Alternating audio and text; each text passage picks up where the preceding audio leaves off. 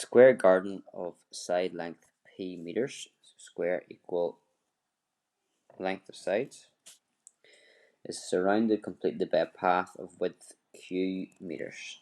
So the path would go around, it would also be square, should be anyway.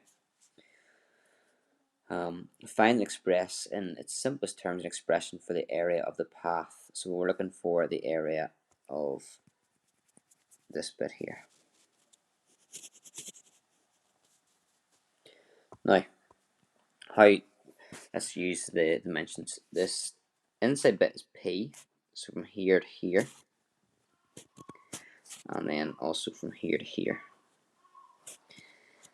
The extra bits then, there's an extra bit here, here, here, and here. Well, it's surrounded completely by a path of width q meters, so that's q, that's q, that's q, and that's q. So I would divide it up to get the area of the path.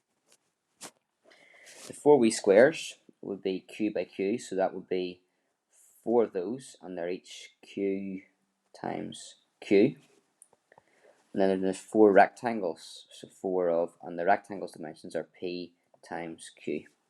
So you end up with 4q squared plus 4pq. 4q squared plus 4pq.